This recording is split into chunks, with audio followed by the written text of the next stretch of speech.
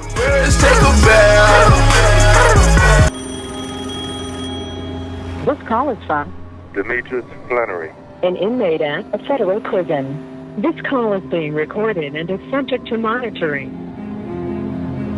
if you want to know the reason for us first getting in the game, it's just about being poor, man.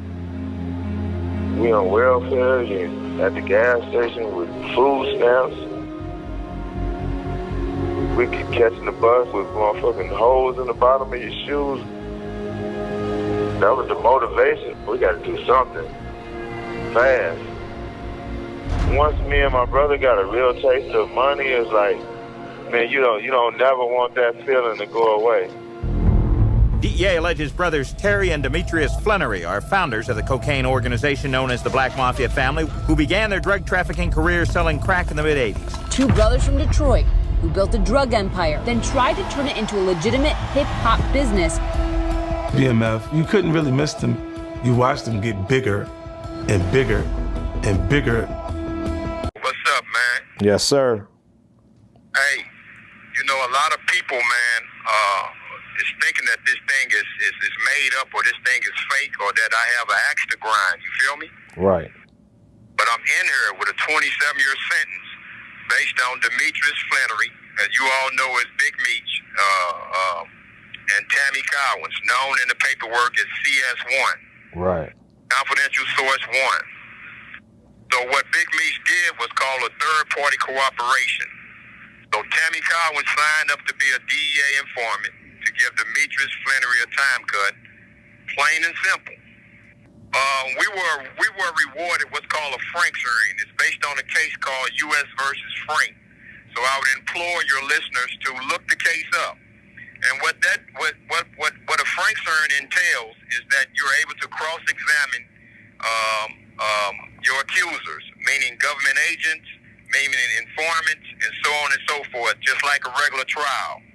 So this was testified in court to give Demetrius Flannery a time cut.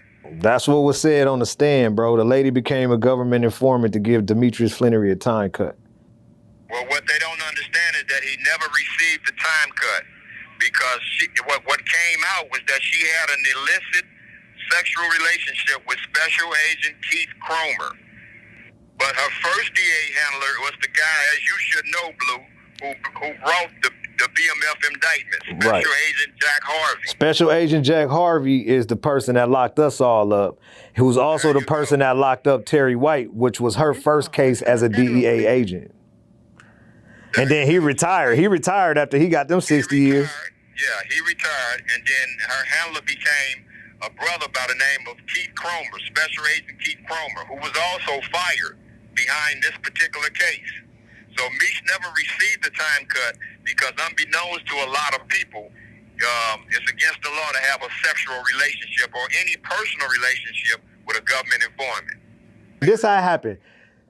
Somehow, some way, because I don't know how, she met Special Agent Jack Harvey. You could leave that up to question. How did Big Meech's personal assistant / the person that handles all this business / the person that owns BMF Entertainment to this day since 2008. Special Agent Jack Harvey.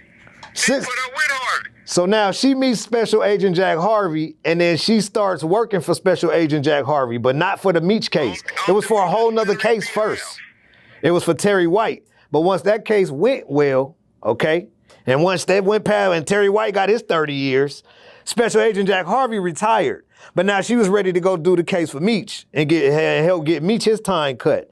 So now when Meech came up, it was a new person that came on, and his name was, what's his name again, big homie? Special Agent Keith Cromer. Special Agent Keith Cromer is the new special agent after Jack Harvey retired. Now he's her handler. And they engulfed in a personal relationship, sexual, however they called it in the court. And through that relationship, it tainted the case, and it was dishonorable at that point. They had to throw that out. That's why Meech didn't get out. So now you pose the question of why is my big homie Cuff still in jail? And go ahead, Cuff, you can let them know why, how that happened. From that conspiracy, they indicted me on 2 murder charges. Subsequently, I pled guilty to 2 gun charges in exchange for them dropping the murder charges. Now, how did they? Hold on, let me ask this for you. How did they set you up? Hold on, let me ask this for you right quick. How did they get you on something that was totally different from the case that Meech and them was had you in a wiretap for? Out of a totally different, nothing to do with the drug conspiracy, but they falsely accused it as being a part of the drug conspiracy, and then they brought about the gun charges. That's using the gun charges in furtherance of a drug trafficking crime. This call is from a federal prison. Okay, and did they hit you with a superseding indictment or just? They superseded me. So they came out of that case that y'all was in court for and hit you with a whole brand new case that had nothing to do with that at all. Didn't have nothing to do. Yeah, it still had something to do with that. They still let the drug conspiracy stand between Tammy Cowins and myself. Oh. And she started. That's the only way that they can continue to have jurisdiction. They had to leave the drug charges there. Oh, see, I thought that they said, all right, well, this case is over, but we pick up murder charges or gun charges unless it's tied to something. If it's not tied to anything, then the government don't have jurisdiction. So a carjacking has to be tied to something to have a gun charge of using a 924C, as I have, or 924J. G. Oh, J.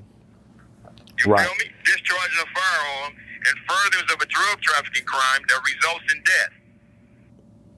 Right. How did Meech have information on you and give it to Tammy, and how did all that come together where they were able to, put all that together? He said, how did Meech have information on you and give it to Tammy so you could get caught up in it? How did that happen? So that means you got to go back to the movie. Okay. So, well, let me take them back. So me and Tammy were working on the BMF movie. I originally had the script and paid for the script for the BMF movie, not the show that 50's doing on Stars.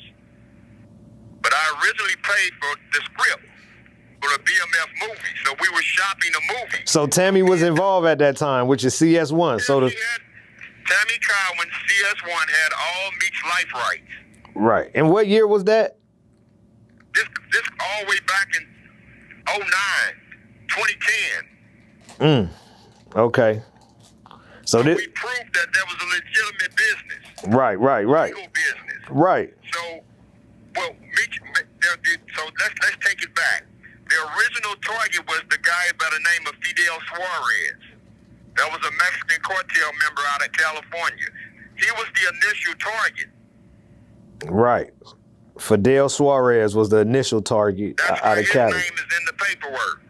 Right, Meech and Tammy was trying to get Suarez. Oh, Meech and Tammy was trying to get Suarez. Exactly. But when the government found out she was in contact with me, they switched the investigation toward me. Listen, Slim, niggas fuck with me, man, because I don't break the code, man. You know what I mean? I ain't got no sight. I ain't got no monetary gains with what I'm doing. It's my duty as a real nigga to set a fuck nigga out for some foul shit. You feel me? It's the code. It's the code. It's the code, my nigga, and I live by that, man. I don't violate the code, man. What the nigga did is foul. You feel me? Now, another thing I guess I want to touch on is explain to these people how Tammy Cowins came into play. Tammy Cowins was originally an old girl. Well, I ain't gonna say a girlfriend. Somebody that Blue Da Vinci was smashing. So Blue had threw her to Meech to handle his little fan mail and just handle his little runarounds. Mm-hmm. She eventually came to have Demetrius Flannery's life rights. And so that's how she became CEO of BMF Entertainment. Okay. So like I want your audience to go to Georgia Secretary of State. Look up BMF Entertainment and see who's the CEO, a government informant. So the nigga 50 Cent, you doing business with a government informant. You know it. I know it. Big Meech know it. The G Pro TV in the building. We up.